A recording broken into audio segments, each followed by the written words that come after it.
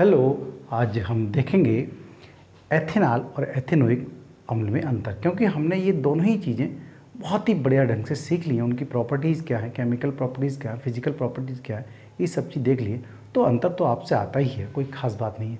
सब कुछ आता है, बस आपको दिखाना है कि ये चीज़ होती है। हाँ जी, होती है। तो ये दोनों ही वीडियो बहुत ही ज़्यादा इंपॉर्टेंट है, एथेनोइक अम्ल और एथेनॉल। देखिए, ये यहाँ इसका लिंक मिल जाएगा, आई बटन में मैं दे दूँगा, आप आराम से देख सकते हैं। देखिए, एथेनॉल यहाँ लिखा है मैंने और एथेनोइक अम्ल को यहाँ लिखा है।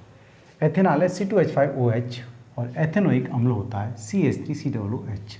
इसको एसिटिक अम्ल भी हम कह रहे हैं, इसको एथिल अल्कोहल भी हम कहते हैं। सूत्र दोनों के मैंने यहाँ लिख ही दिए हैं, ठीक है। ये फार्मूला आपको आता ही है। कार्बोक्सिलिक अम्ल भी इसको कहा जाता है। एथेनॉल ये IUPAC नाम है इसका, और एथेनोइक अम्ल ये इसका IUPAC नाम हो गया, ठीक है। यहाँ देख रहे हैं, इसका अपक्रियात्मक समूह है वो होता है OH, और लास्ट में हम IUPAC नाम लिखते समय आल लगाते हैं, ये तो पता ही है आपको। और इसका अपक्रियात्मक समूह है COOH, मतलब कुछ इस तरह से भी लिख सकते हैं हम इसको, ये इस तरह से भी लिखा जा सकता है ना, ये आप तो पता ही है, इसको कोई ख़ास बात नहीं है। C डबल बॉन्ड वो है ये, और OH इधर, तो ये चाहे ऐसा लिखें या ऐसा लिखें, ये लास्ट में इसको ओइक अम्ल लिखते हैं। जब IUPAC नाम हम डालते हैं तो अपक्रियात्मक समूह जब हमें ये मिलता है तो हम ओइक अम्ल लिखा जाता है। ऐसा डिफरेंस मैं आपको बता रहा हूँ। ये एक उदासीन पदार्थ है, इसका लिटमस पथ पर कोई प्रभाव नहीं पड़ेगा, अर्थात ना ही ये अम्लीय है और ना ही ये क्षारीय है, तो कोई प्रभाव ये नहीं डालता है। मतलब लाल लिटमस पत्र यदि इसमें डुबोएंगे तो लाल ही रहेगा, और यदि नीला इसमें डुबोएंगे तो फिर वो नीला ही रहेगा, कोई इस पर इफेक्ट नहीं पड़ेगा। दूसरा, ये अम्लीय पदार्थ है, भाई अम्ल इसके साथ जुड़ा हुआ है तो सीधी सी बात है, हाँ ये जरूर है, ये कमज़ोर अम्ल है, बहुत स्ट्रॉन्ग तो नहीं है भाई, तो नीले लिटमस पत्र को लाल ये कर देता है, ठीक है। ये आपको बहुत ही बढ़िया ढंग से आ जाना चाहिए कि अम्ल हमेशा नीले लिटमस पत्र को लाल करते हैं। तो अम्ल को अम्ल अनील कर दो, मतलब अम्ल जो है नीले लिटमस पत्र को लाल कर देते हैं। अनील याद कर लो भाई, अगर आपको याद नहीं होता है, अनील मतलब अम्ल नीले लिटमस पत्र को लाल कर देते हैं, इस तरह से याद कर दो। और वो होता है छलनी, मतलब क्षार जो है वो लाल लिटमस पत्र को नीला करते हैं। चलिए मैं आगे की बात बताऊं। नंबर 3, इसमें विशेष प्रकार की गंध होती है, अर्थात आप जानते ही हैं किस तरह की गंध होगी भाई। अल्कोहल में जो मुख्य स्रोत है शराब का, मुख्य अवयव है, शराब का मुख्य अवयव है अल्कोहल, तो शराब जैसी गंध आएगी, वो मीठी गंध आएगी है, विशेष प्रकार की गंध, आप समझ ही गए।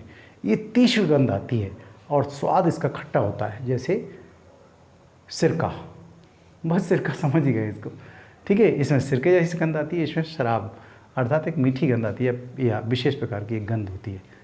नंबर 4, इसका क्वथनांक 78 डिग्री सेल्सियस होता है और इसका क्वथनांक 118 डिग्री सेल्सियस होता है, मतलब ये इतने पर जाकर के उबलता है, जबकि पानी का क्वथनांक 100 डिग्री सेल्सियस होता है और ये 100 डिग्री सेल्सियस से पहले ही ये उबल जाती है, ठीक है, अल्कोहल।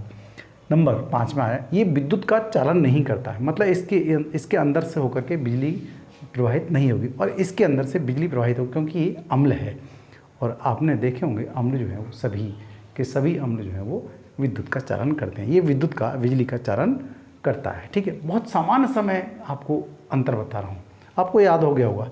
इसमें सोडियम बाइकार्बोनेट या सोडियम कार्बोनेट से क्रिया कराने पर, मिलाने पर CO2 गैस नहीं निकलती है। किसमें? एथिल अल्कोहल में एथेनॉल में, मतलब सोडियम बाइकार्बोनेट NaHCO3 या Na2CO3 मिलाने पर CO2 गैस नहीं निकलती, जबकि इसमें सोडियम बाइकार्बोनेट मिलाने पर या Na2CO3 मिलाने पर CO2 गैस निकलती है, ठीक है।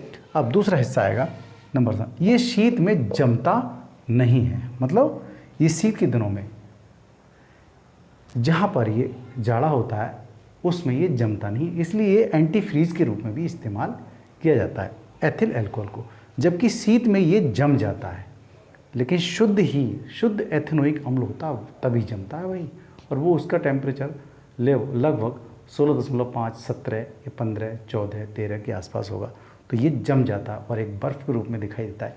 इसलिए इसको हम क्या बोलते हैं भाई, ग्लेशियल एथेनोइक अम्ल इसको, या ग्लेशियल भी कहा जाता है। ठीक है, ये आप अंतर आपको समझ में, जमता है ये जमता नहीं है। ये चीज़ आपको अच्छी लगी होगी, मुझे लगता है बढ़िया लगा होगा। चलिए, बहुत बहुत धन्यवाद। Have a nice day.